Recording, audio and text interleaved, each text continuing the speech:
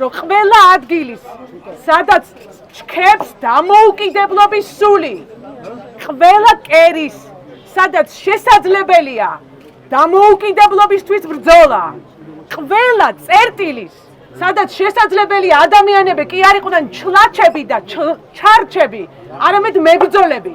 აი ამ ყველა კერის მოშთობას ცდილობს ჩვენი დღევანდელი ხელისუფლება. ვწუხوار რომ იმის მაგივრად, რომ ფეხზე ამდგარი ხდებოდეს საქართველოს მოსახლეობა და ხელისუფლება თქვენ ამ ხალხს, ბატონ გურამს და მის თანამებრძოლებს, ბატონ ზვიადის და მერაბის თანამებრძოლებს. ამის მაგივრად დღეს ჩვენ ვხედავთ ასეთ დამოკიდებულებას. მაგრამ ეს ასე არ გატარდება, მე შევთავაზე ბატონ გურამს.